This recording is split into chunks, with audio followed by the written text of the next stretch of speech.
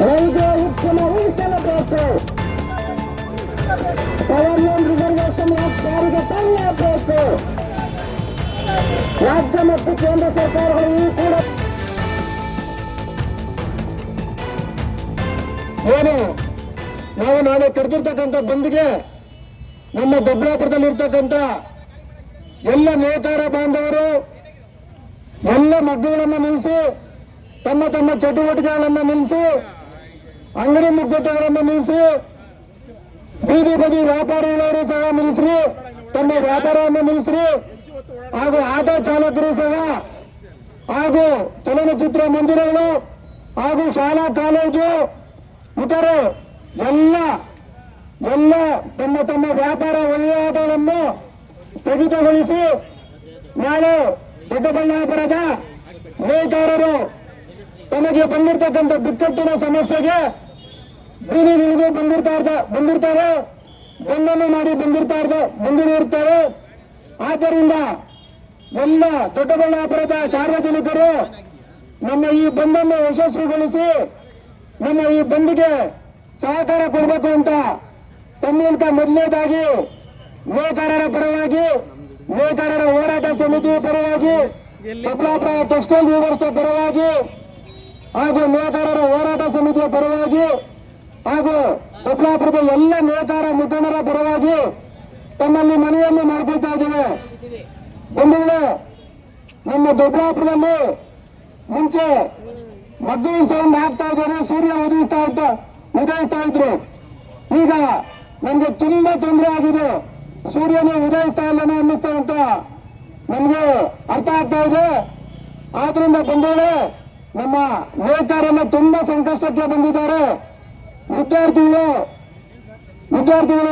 ವೇತನ ನೀಡಕ್ಕಾಗ್ತಾ ಇಲ್ಲ, ಹಾಗೂ EMI ಕಟ್ಟಕ್ಕಾಗ್ತಾ ಇಲ್ಲ. ತುಂಬಾ ಮನೆಗಳು ಹರಾಜು ಬಂದಿದೆ. ಆದ್ರಿಂದ ಮೊದಲನೇದಾಗಿ ಸೂರತ್ನಿಂದ ಬರ್ತಾ ಇರ್ತಕ್ಕಂಥ ರೇಪಿಯರ್ ಸೀರೆಗಳು, ಬೆಳಗಾವಿಯಿಂದ ಬರ್ತಕ್ಕಂಥ ರೇಪಿಯರ್ ಸೀರೆಗಳು ಈ ಕೂಡ ನಿಲ್ಲಿಸಬೇಕು.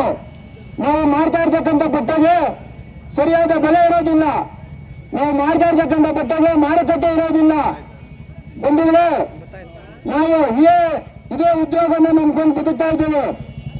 ಆದ್ರಿಂದ ಇವತ್ತು ನಮಗೆ ತುಂಬಾ ಸಂಕಷ್ಟ ಬಂದಿರೋದ್ರಿಂದ ನಾವು ಎಲ್ಲ ನೇತಾರರು ಬೀದಿಗೆ ಬಂದಿದ್ದೇವೆ.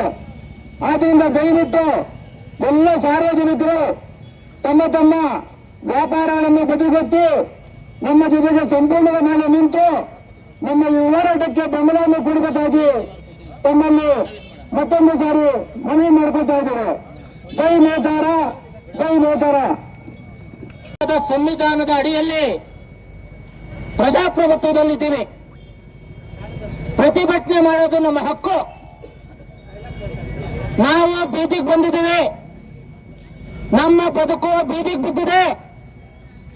ಇಂಥ ಸಂದರ್ಭದಲ್ಲೂ ನಾವು ಪರ್ಮಿಷನ್ ಕೊಟ್ಟಿಲ್ಲ, ನೀವು ಮಾಡಬಾರ್ದು ಅನ್ನೋದು ನಾವು ಒಪ್ಪಲ್ಲ. ನಾವು ಕೇಳ್ಕೊಂಡಿದ್ದೀವಿ, ರಿಕ್ವೆಸ್ಟ್ ಮಾಡ್ಕೊಂಡಿದ್ದೀವಿ, ಮಾಡ್ತಾ ಇದ್ದೀವಿ. ಬಂಧುಗಳೇ, ಇವತ್ತು ನಮ್ಮ ಮುಖಂಡರು ಮಾತಾಡಿದ್ರು. ಇಲ್ಲಿ ನಾವೇನೋ ಶೋಕಿಗೋಸ್ಕರ ಬೈಕಾಣಿ ಮಾಡ್ತಾ ಇಲ್ಲ, ಮಾಡಕ್ ಕೆಲಸ ಇಲ್ದಿರ ನಾವು ಬೈಕಾಣಿ ಮಾಡ್ತಾ ಇಲ್ಲ. ನಾವು ಬೈಕಾಣಿ ಮಾಡ್ತಾ ಇರುವಂತದ್ದು ನಾಳೆ ನಡೆಯುವಂತ ಬಂದ್ಗೆ ನಿಮ್ಮೆಲ್ಲರನ್ನ ಬೆಂಬಲ ಕೇಳಲಿಕ್ಕೋಸ್ಕರ ಬೈಕಾಣಿ ಮಾಡ್ತಾ ಇದ್ದೀವಿ. ಯಾರಿಗೂ ತೊಂದರೆ ಕೊಟ್ಟಿಲ್ಲ, ಯಾವುದೇ ಒಂದು ವಾಹನ ಕಡ್ಡ ಹಾಕಿಲ್ಲ. ನಾವು ಸ್ವಯಂ ಪ್ರೇರಿತವಾಗಿ ನೇಕಾರರು ಬೀದಿಗೆ ಬಂದಿದ್ದೀವಿ, ಕಷ್ಟದಲ್ಲಿದ್ದೀವಿ, ನಮಗೆ ಬೆಂಬಲ ಕೊಡ್ರಿ ಅಂತ ಕೇಳಲಿಕ್ಕೆ ಬಂದಿದ್ದೀವಿ. ನಾಳೆ ಎಲ್ಲ ರೀತಿಯ ವ್ಯಾಪಾರ ವಹಿವಾಟುಗಳನ್ನ ನಿಲ್ಲಿಸಬೇಕು ಅಂತ ರಿಕ್ವೆಸ್ಟ್ ಮಾಡ್ತಾ ಇದೀವಿ, ಆರ್ಡರ್ ಮಾಡ್ತಾ ಇಲ್ಲ. ಬಂಧುಗಳೇ, ನಾವು ರಿಕ್ವೆಸ್ಟ್ ಮಾಡ್ಲಿಕ್ಕೆ ಬಂದಿದ್ದೀವಿ.